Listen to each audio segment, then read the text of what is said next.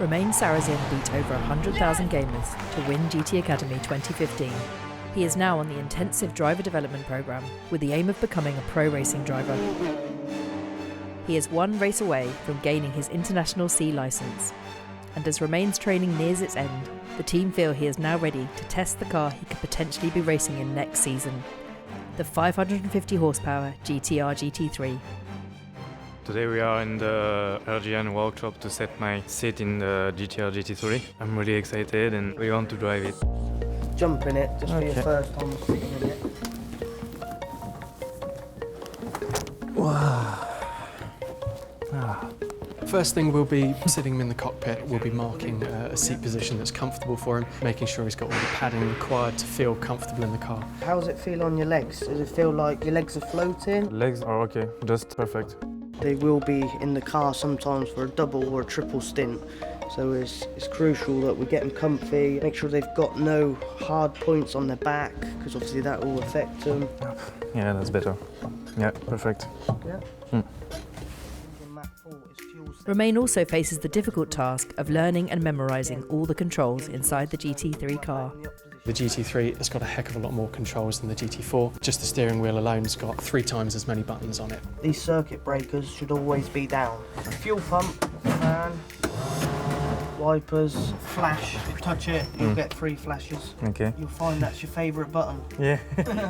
The driver manual for the GT3. There is a lot of buttons, so you have to read it, because when you are in the car you cannot think about what button you have to push to do what you want. I cannot read through the instruction while I'm driving, so I have to be pretty fast. After every pit stop, normally we'll ask you to do a fuel reset. Start, obviously, hold it down until the engine fires and off. It's your reverse lever. Hopefully you'll never need to use that one. ABS alarm. This is purely if there's a problem. You'll see this light, it'll turn on red. Fire extinguisher. Please don't touch that one. Brake bias. Adjusting brakes front to back. Driver ID. Matt maybe driver 1. Roman 2. Alex Buncombe 3. You have to always make sure your ID is set. A lot of information, but yeah, I think I got it all for now. While everything is new for Romain, even experienced GT Academy winner Jann Mardenbough is continuing to learn new cars and circuits after 4 years of racing. Learning never really stops in motorsport, because you drive so many different tracks, so many different cars. You can never stop learning. If you stop learning, people overtake you. At the track, you might learn something new, a curve you can use, for example, or a certain specific wet line where there's grip. It is exciting once you learn something new and it works. It's a good feeling to have. Jann has come to his GP3 team Carlin's headquarters to learn a new track for the penultimate race of his GP3 season. Today is about preparing for Bahrain. It's a brand new circuit for me to learn. GT3 has never been there before. It's going to be a long day preparing, a lot more laps than usual. We're going to start learning about characteristics of the circuit. He's going to start to learn gears, racing lines, and hopefully some reference points. We'll do a long run to start off with me figuring out where to go faster and to figure out the gears by myself, figure out the lines. Then we'll stop, have a look at some video, have a look at some data, then go again. Me and my engineer work that way because that's a lot of self-evaluation on my part. The training session will last all day, but Jann's engineer expects him to be quickly on the pace. I'd like to think that he's done a little bit of preparation before he's got here. I'm sure he's already been studying videos on YouTube or on the internet. He's now trying to explore the braking points, what gears to use, and he's very much trying to learn this on his own. Okay, I thought I was doing something good there, but I'm not. Trying to improve your exit, which you can see initially you have, but you can't get on the throttle because you've still got lock on. The idea of the sim is that you can try new things in a completely risk-free environment. So whether it's me suggesting a different line, or the data might suggest trying to use a different gear to try and change his braking technique, for example, it's things that we can go through now and sort of make a bit of a decision of whether we think that's something we should try when we get to the circuit in real life. Jann has learnt the circuit by completing long runs in the simulator, but his engineer wants to see some more improvement. He was able to go out and get on it quite quickly, so he's only actually half a second quicker than his very first run, but that took him 16 laps. We're now doing it in 4. He's actually got to a bit of a plateau in his lap time, so now it's about trying to get him to do that quicker. The runs are getting shorter, so the pressure's on now. He has to go out and try and do it quicker. Turn 9, it's a very subtle difference. I started off staying quite off, trying to do like a wide line in, and you just can't do that because you just run out of road. So you'll try something after doing loads of laps, and you instantly know, oh, that wasn't so good. You're always, thinking it's not just about driving around. It's all about, 2 meters there, 2 meters here, a slight line adjustment, a few centimeters to the right, a few centimeters to the left. It's all about fine tolerances. So once you do loads of laps, it's easy to know what's correct and what isn't. That cost us up to the point where we ran a bit wide, we gained half a tenth, and then we lost almost 3. But then at the last corner, we caught some of that back up. So I think we should try and do another 4-lap run. Okay. Try and use the good bits that you've just done. If we could string that together, there's probably a low 44 minute.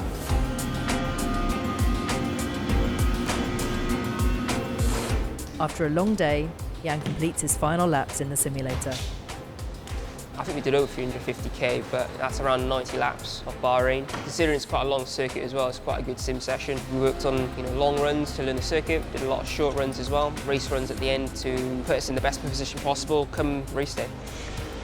2 weeks later at the race, Jann sets the fastest qualifying time for the 3 Carlin drivers and finishes an impressive P7 in his first ever race at Bahrain. Rookie driver Romain and the team have arrived at Donington for his GT-R GT3 test. Today is about as important as it gets for Romain. First time to drive the GT3 car. It's completely different to everything else he's driven in this very short period of racing he's done. It's been a very steep learning process for Romain. Within a month, he's about to drive this fantastic car. A nervous day for the team, a nervous day for myself, and I'm sure Romain's feeling nervous too. I'm really excited. I'm really looking forward to drive it. The aim of the DDP is to be able to drive this kind of car. The powerful GT3 car is what Romain will be hoping to race in if he earns a seat with the team next season. This has got 550 horsepower, much bigger brakes, more sophisticated traction control and ABS. It's the pinnacle of GT racing, really. The power, the grip, the downforce, it's just a big step up in every way. It's a proper race car. Everything's been leading up to now. This really is the most important part of the whole driver development program. He needs to prove to us, the team, and everybody at Nissan that he's got the skills to perform well in such a fantastic car. So he's just about to head out for his first session now, and we tell him to be fairly cautious, get a feel for the car, and then as the day progresses, hopefully we'll see some improvement from him. But we're going to build up nice and gently. We are looking for Romain to just get comfortable in the car and do clean laps and just demonstrate how he drives it to us, not make any mistakes.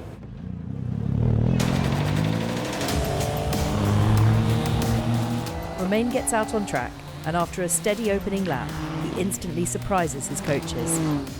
Doing very well. Got in the car and got into the times straight away, which was slightly unexpected. We were here last weekend racing the GT4 car, but in that race there was also some GT3s, and both drivers this morning have achieved lap times that would have won that race. For their first time in the car, to be on that kind of race-winning pace is extraordinary.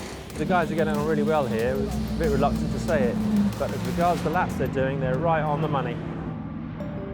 Romain's first stint in the car comes to an end.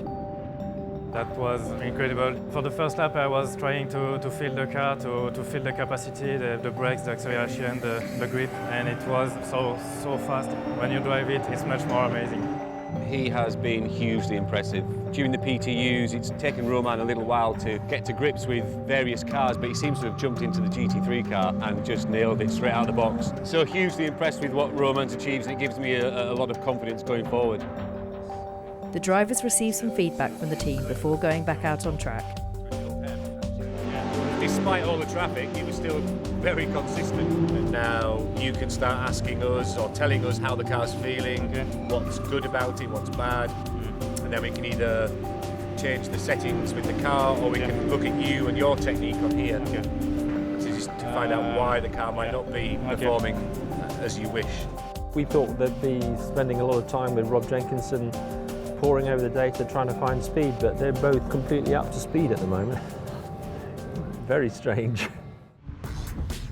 With new tyres on the car, Romain continues to impress the coaches by setting consistently quick times.